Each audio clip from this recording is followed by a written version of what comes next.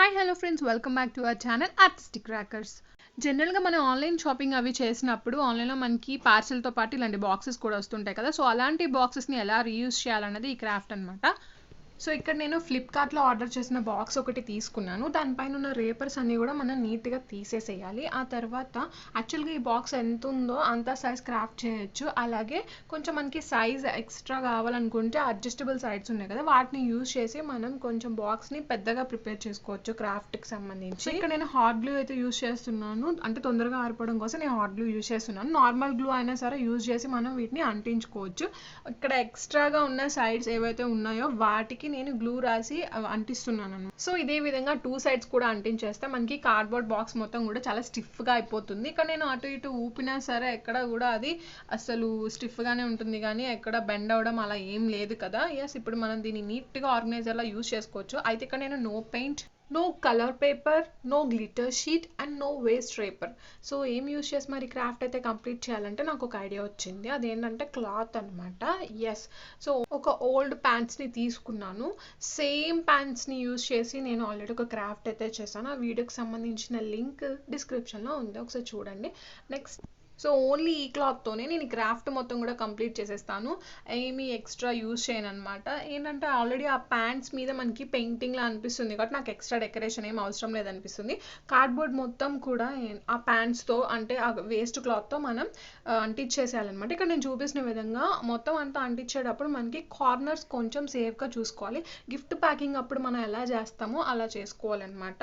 ఇక్కడ ఏంటంటే నేను ఓన్లీ 0 కాస్ట్ మాత్రమే చేద్దాం అనుకుంటున్నాను. అందుకని నేను ఎక్స్ట్రా డెకరేషన్ ఏం చేయలేదు. జస్ట్ కొంచెం లుక్ అయితే ఉంటుంది, క్యాజువల్గా మనం యూజ్ చేసుకునే దానిలానే ఉంటుంది. ఓకే, రిచ్ లుక్ అంటే జనరల్గా చూడడానికి అయితే బాగుంటుంది. సో అబ్సల్యూట్గా చెప్పాలంటే మనకి ఈ క్రాఫ్ట్ మొత్తం కూడా 0 కాస్ట్తో అయిపోతుంది.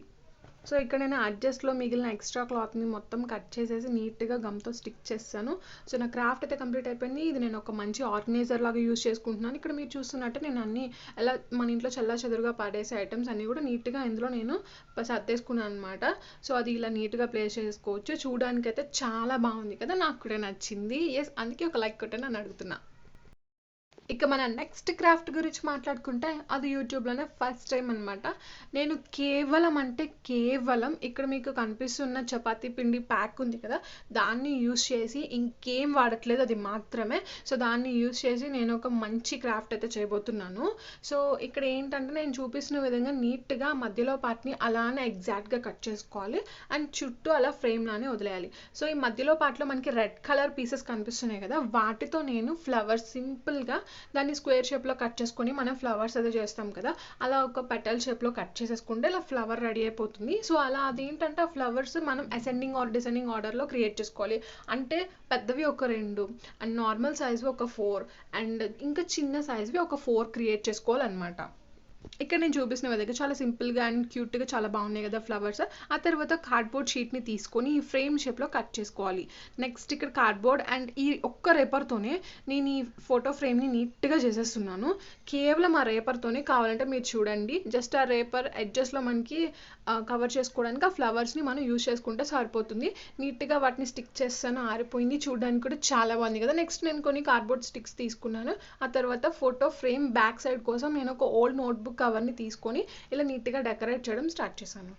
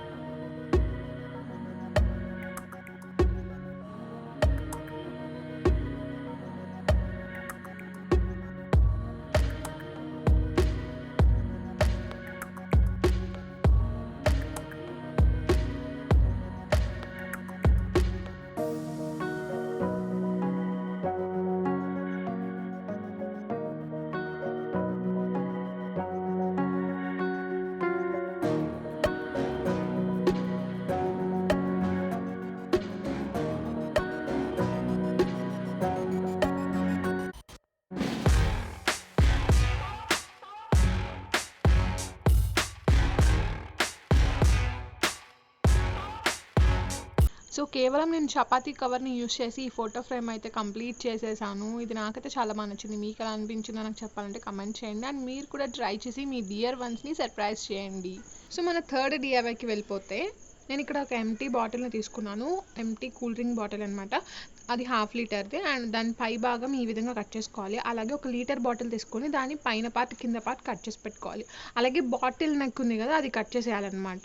ఈ విధంగా పైన ఉన్న 2 పార్ట్స్కి కూడా అలా తీసేసేయాలి. ఆ తర్వాత రేపర్ ఏమైనా ఉంటే నీట్గా తీసేసుకొని ఇక్కడ నేను చూపిస్తున్న విధంగా 3 పార్ట్స్ని కూడా కంబైన్ చేసుకోవాలి. ఇద్దరు హాట్ గ్లూ అయినా యూస్ చేయొచ్చు, లేదా నార్మల్ గ్లూ అయినా సరే యూస్ చేసి మొత్తం అన్ని కూడా అంటించేసేయాలన్నమాట.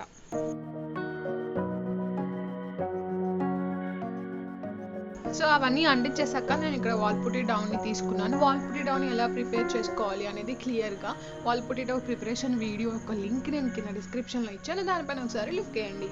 సో నార్మల్ డేస్లో అయితే ఏంటంటే వాల్ పుట్టి ఆరడానికి మనకి 6 to 8 hours పడుతుంది. బట్ రెయినీ సీజన్లో స్పెసిఫిక్గా మనం 1.5 day అలా వదిలేస్తేనే స్ట్రాంగ్గా స్టిక్ అయిపోతుంది. సో అంతా అయిపోయాక పెయింట్ ఏం లేకుండా జస్ట్ ఇలా అయినా సరే మనం యూజ్ చేసుకోవచ్చు. చాలా బాగుంటుంది చూడడానికి.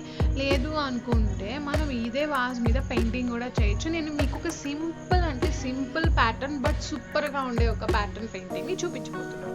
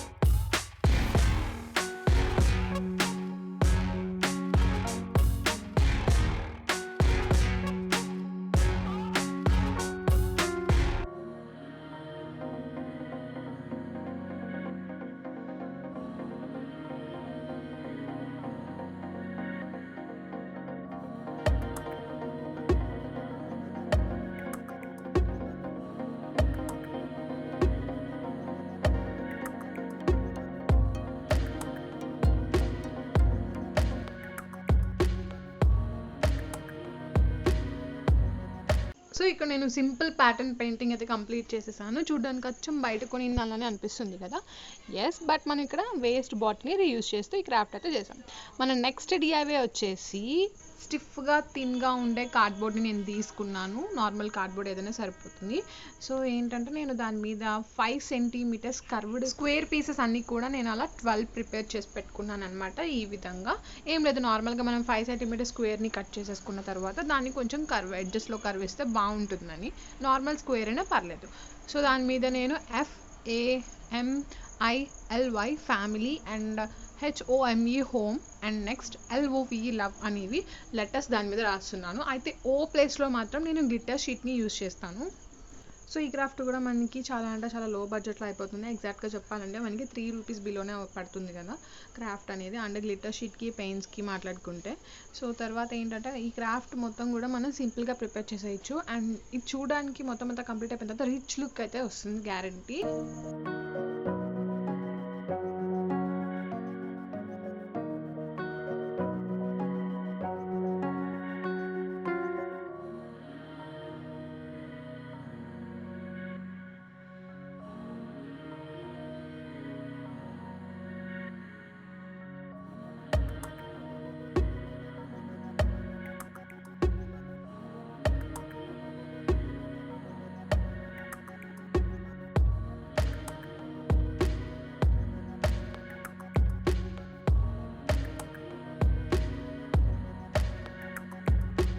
ఈ 2 pieces వచ్చేసి నేను లెటర్ O కోసం పక్కన పెట్టాను.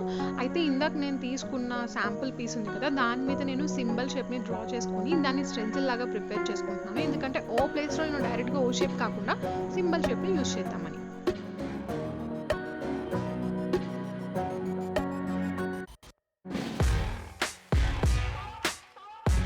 మన క్రాఫ్ట్ అయితే ఆల్మోస్ట్ కంప్లీట్ అయిపోవచ్చింది. బట్ ప్లెయిన్గా ఉండే కంటే ఎడ్జస్ట్లో ఇలా లెదర్ పైన స్టిచ్చింగ్ ఎఫెక్ట్ ఉంటుంది కదా, అది అయితే బాగుంటుంది అనిపించింది.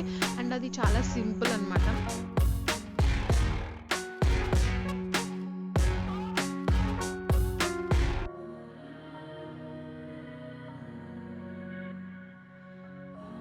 సో నేను మీకు ఇక్కడ శాంపుల్ చూపిస్తున్నాను కదా ఎలా ప్లేస్ చేయాలి అనేది. తర్వాత మనం గ్లూ యూజ్ చేసి పర్మనెంట్గా వాటిని స్టిక్ చేసేసుకోవాలి ఈ విధంగా. సో ఈ రోజుకి సంబంధించిన సూపర్ క్రాఫ్ట్స్ వీడియో అయితే ఇది. అవన్నీ కూడా లో బడ్జెట్లో అయిపోతాయి అండ్ చూడడానికి ఒకదాని మించి ఒకటి సూపర్గా అయితే ఉన్నాయి కదా. ఎస్, అందుకనే మర్చిపోకుండా మన వీడియోకి ఒక లైక్ కొట్టి షేర్ చేయండి. ఫస్ట్ టైం మన ఛానల్ని విజిట్ చేసిన వాళ్ళు ఎవరైనా కనుకుంటే తప్పకుండా మన ఛానల్ని సబ్స్క్రైబ్ చేసుకుని పక్కనే ఉన్న బెల్ ఐకాన్ని క్లిక్ చేస్తే నేను ఏ వీడియో అప్లోడ్ చేసినా మీకు ఇన్స్టాంట్గా నోటిఫికేషన్స్ వస్తాయి. మళ్ళీ ఇలాగే ఒక సూపర్ డూపర్ క్రాఫ్ట్ వీడియోతో మీ ముందుకు వస్తాను. Thanks for watching. Wait for my next video. Until then bye bye, take care.